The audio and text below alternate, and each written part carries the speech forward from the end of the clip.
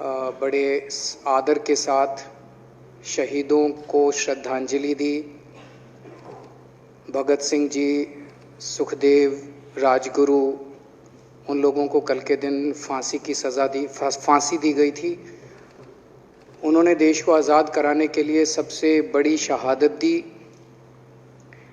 अध्यक्ष महोदय, मुझे बेहद खुशी है कि वैसे तो हम सब लोग सभी शहीदों को नमन करते हैं, सभी स्वतंत्रता सेनानियों का आदर करते हैं, लेकिन उन सभी स्वतंत्रता सेनानियों में एक तरह से दो चमकते सितारे हैं, बाबा साहब अम्बेडकर और भगत सिंह। दिल्ली सरकार ने ये निर्णय लिया है कि बाबा साहब अम्बेडकर और भगत सिंह जी की तस्वीरें सभी दिल्ली सरकार के दफ्तरों में लगाई जाएंगी।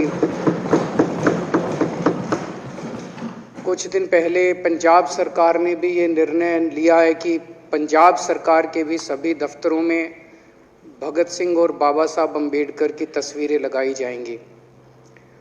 जब से ये ऐलान किया गया है, मैं तो सोच रहा था कि हमारे विपक्ष के साथी इसके ऊपर हमें बधाई देंगे, तारीफ करेंगे कि बहुत अच्छा निर्णय लिया गया। शुक्रिया।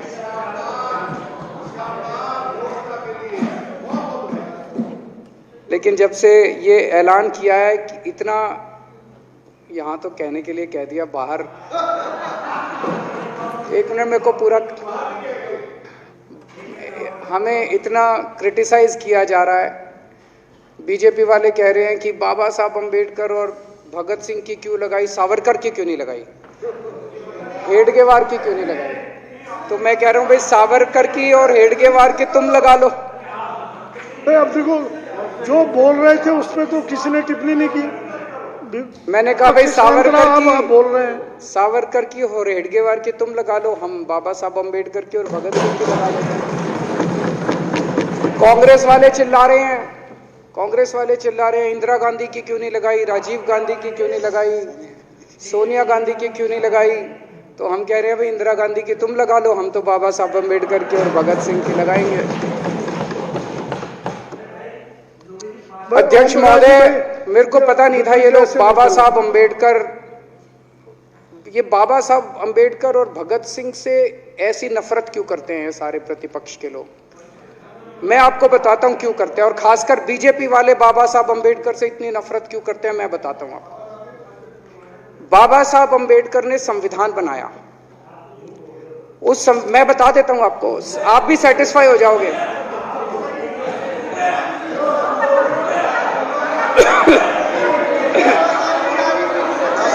सुन के चले जाना।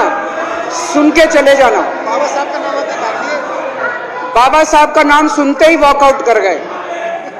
बाबा साहब का नाम भी नहीं सुनना चाहते। बाबा साहब अम्बेडकर का नाम सुनते ही सुन तो लो।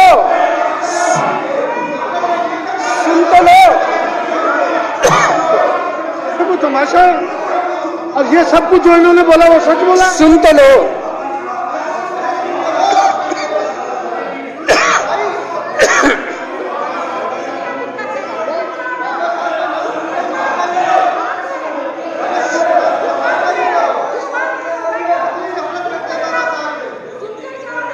बाबा साहब अम्बेडकर ने, सदस्यों से प्रार्थना कर रहा हूं, अध्यक्ष महोदय, बाबा साहब अम्बेडकर ने, मुख्यमंत्री जी बोल रहे हैं, डिस्टर्ब ना करें प्लीज।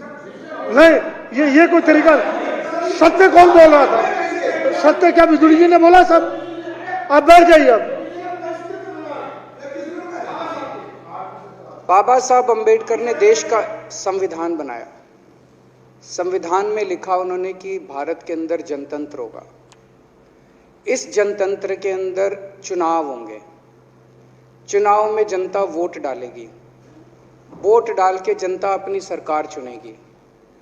वो सरकार लोगों के सपनों को पूरा करने के लिए काम करेगी। बीजेपी को ये पसंद नहीं है। बीजेपी नहीं चाहती चुनाव हो। बीजेपी चाहती है कि चुनाव खत्म हो जाए। चुनाव होने ही नहीं चाहिए। चुनाव गंदी बात है इनके हिसाब से। चुनाव गलत बात है इनके हिसाब से। एमसीडी के अंदर 15 साल इन्होंने जम के लूटा। लूटने के सारे दुनिया के रिकॉर्ड तोड़ दिए। गिनीज बुक वालों की मीटिंग चल रही है कि भारतीय जनता पार्टी का नाम आने वाला है गिनीज बुक के अंदर, एनसीडी का और बीजेपी वालों का। शानदार इन्होंने परफॉर्मेंस किया है। 15 साल के अंदर इन्होंने लूटने में कोई कसर नहीं छोड़ी। लूटने के बाद जब जनता में त्राही त्राही मच गई, लोग दुखी हो गए 15 साल के इनके शासन के बाद, और जनता ने मन बना लिया कि इस बार इनको मजा चखाएंगे और गुस्सा जाहिर करेंगे।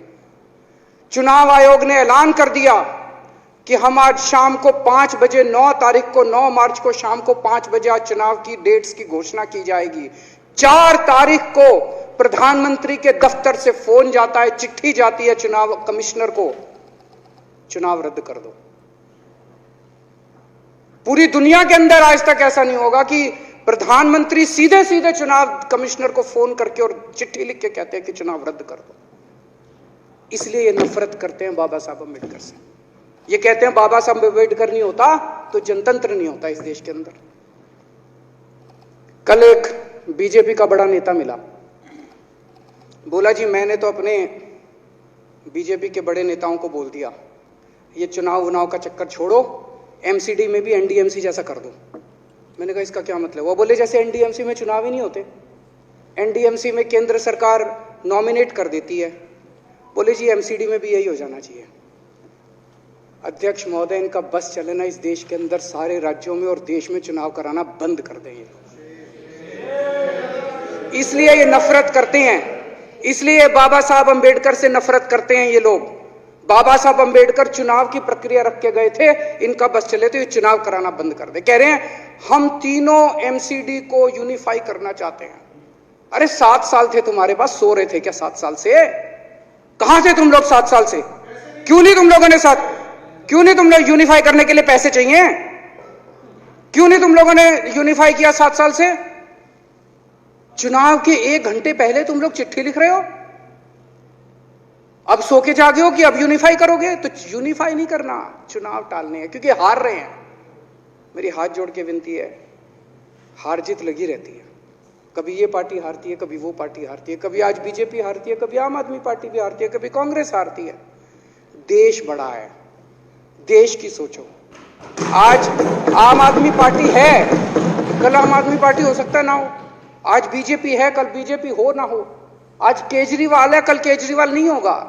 आज मोदी जी हैं, कल मोदी जी नहीं होंगे। कोई बड़ा नहीं है, देश बड़ा है, मुल्क बड़ा है, कौम बड़ी है, समाज बड़ा है। देश को नहीं झुकने देना, देश को नहीं टूटने देना, देश को नहीं किसी भी हालत में देश पे आंच नहीं आनी चाहिए। ये लोग देश के साथ खिलवाड़ कर रहे हैं, ये लोग संविधान के साथ खिलवाड़ कर रहे हैं। कह रहे हम यूनिफाई करना चाहते हैं। इन्होंने एक चिट्ठी लिख दी चुनाव आयोग को कि हम तीनों एमसीडी को यूनिफाई कर रहे हैं, इसलिए चुनाव टाल दो। चुनाव आयोग ने चुनाव टाल दिया। कल को दिसंबर में गुजरात के चुनाव हो रहे हैं।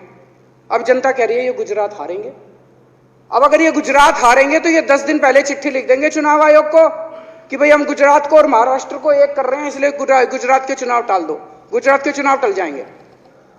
अगली बार ये लोकसभा हारेंगे, चिट्ठी लिख देंगे जी ये पार्लियामेंट्री फॉर्म ऑफ सिस्टम बड़ा खराब है, हम प्रेसिडेंशियल फॉर्म ऑफ सिस्टम ला रहे हैं, संविधान बदल रहे हैं, चुनाव टाल दो। चुनाव टल जाएंगे। ये क्या मजाक बना रखा है इन्होंने, नौटंकी कर रखी है इन्होंने।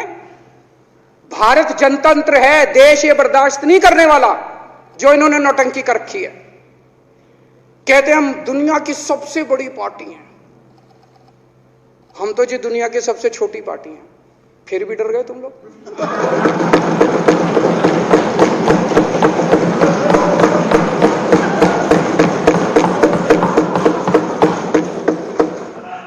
दुनिया की सबसे बड़ी पार्टी दुनिया की सबसे छोटी पार्टी से डर के भाग गई। क्या कायर हो यार। हिम्मत है तो चुनाव लड़के दिखाओ बीजेपी वालों, मान जाएंगे तुम। हिम्मत है तो चुनाव लड़के दिखाओ। कहते हो 56 इंच का सीना है, नहीं तो मान लो 56 इंच का सीना नहीं है, झूठ। नहीं तो मान लो कुर्ते के नीचे 56 इंच का सीना नहीं है, झूठ है ये। कल मैंने देखा, आपको भी बुरा लगा, मैं आपके कमरे में जब चाय पीने आया, आपने मेरे साथ अपना दुख शेयर किया कि जब एलजी साहब ने भाषण शुरू किया, ये सारे खड़े हो गए नारे लगाने। क्या कश्मीर फाइल्स टैक्स फ्री करो, और पीछे से 2 जने कह रहे थे दारू की दुकानें बंद करो। अब इनको भी नहीं पता आज नारे किस चीज के लगाने, ऊपर से आया तो था ऊपर से आया तो था। तो 2 जने कह रहे थे दारू की दुकान बंद करो, आगे वाले कह रहे थे कश्मीर फाइल्स टैक्स फ्री करो, फिर दूसरे वाले ने कहा बे आज कश्मीर वाला नारा लगाना है। तो जैसे रैलियां होती हैं उसमें कुछ टीवी वाले माइक लगा देते हैं कि हाँ जी किस लिए आए हो, तो वो यूं यूं देखता है किस लिए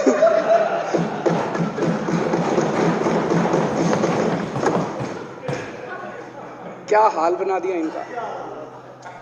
इसलिए थोड़ी राजनीति में आए थे, इसलिए थोड़ी राजनीति में आए थे। एक पिक्चर आई थी बंटी और बबली, उस पिक्चर में एक सीन था, कुछ लोग एक नेता के घर के सामने जाते हैं, हमारी मांगे पूरी करो, हमारी मांगे पूरी करो। नेता बाहर आता है, कहता है क्या मांगे हैं, तो सारे एक दूसरे की तरफ, उनको पता ही नहीं क्या मांगे। आज सारे देश की सारी भारतीय जनता पार्टी एक पिक्चर के पोस्टर लगा रही है गली गली में जाके। पूरी सारी भारतीय जनता पार्टी देश में एक पिक्चर के पोस्टर लगा रही है। इसलिए राजनीति करने आए थे? पिक्चरों के पोस्टर। अपने बच्चों को क्या जवाब दोगे? घर जाके बच्चे पूछेंगे पापा क्या काम करते हो? पिक्चरों के पोस्टर लगाता हूं।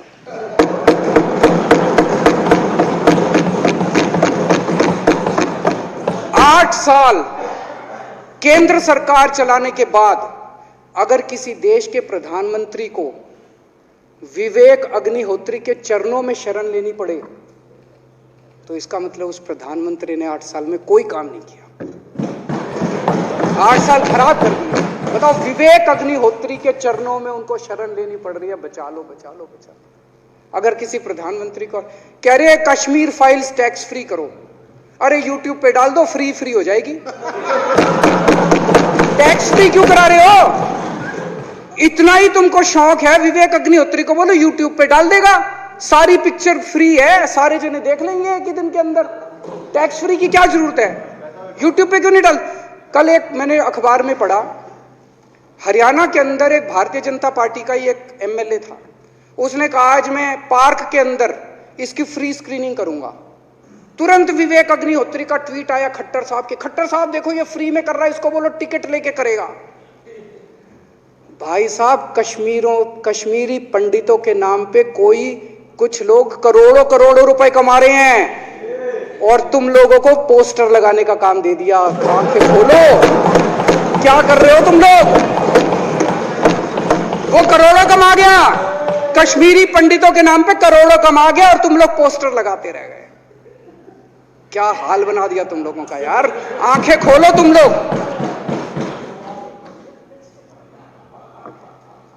भेड़ बकरियों की तरह हाँक रखा है पूरे बीजेपी वालों को, भेड़ बकरियों की तरह हाँक रहे हैं। एक दिन बोले 3 का कृषि कानून लेके आए हैं, बहुत शानदार है, और फिर नीचे मैसेज आया भाई सारे जने तारीफ करो मोदी जी की। सारे बोले वाह मोदी जी वाह, क्या मास्टर स्ट्रोक है। और मेरे को याद है इसी सदन के अंदर इन लोगों ने उन 3 कानूनों की खूब तारीफ की थी, बोले क्या मास्टर स्ट्रोक है और क्या शानदार कानून लेके आए। 1 साल के बाद फिर आया भाई 3 कानून वापस ले लिए, बोलो फिर तारीफ करो मोदी जी की, भाई कानून बेकार थे मोदी जी। क्या इसी सदन के अंदर इन लोगों ने इतनी बेशर्मी, दिमाग पे ताला लगा रखा, इन्होंने कहा वाह मोदी जी वाह, क्या 3 कानून खराब थे आपने वापस ले लिया, देश को बचा लिया।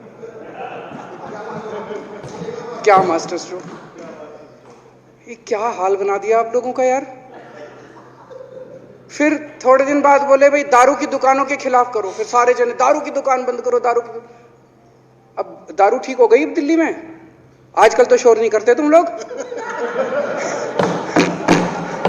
अब कश्मीर फाइल आ गई, पहले कृषि कानून, रोज काम दे रखा है तुमको, कुछ ना कुछ ऊपर से आ जाता है, काम दे रखा है। अब दारू की दुकानें। मेरा एक ही निवेदन है मेरे बीजेपी के साथियों से, आप तो अपने ही हो, आप तो सब अपने, मेरे छोटे भाई बड़े भाई बिदुरी साहब तो बड़े भाई है मेरे, आप तो सारे अपने हो यार। थोड़ा सा देश के बारे में सोचो यार, थोड़ा देश के बारे में सोचो। हिटलर भी जो था वो कम से कम अपने चमचों को नौकरी देता था, रोजगार देता था। इतिहास उठा के पढ़ो, उसने रोजगार तो दिया था, इन्होंने क्या दिया आपको? आपके बच्चों को नौकरी दी? आपके घर में कोई खाने पीने का इंतजाम करा? आपकी बिजली का इंतजाम करा? केजरीवाल काम आता है आपके भी घर की बिजली फ्री कर रखी है।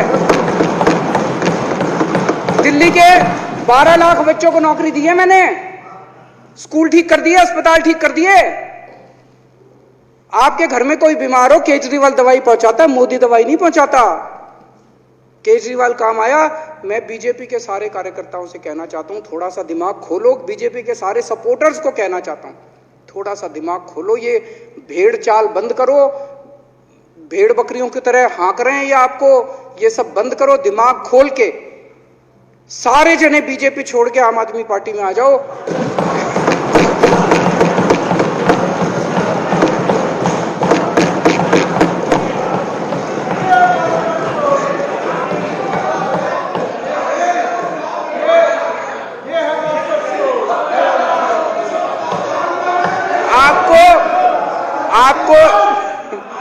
आपको इज्जत मिलेगी, सम्मान मिलेगा।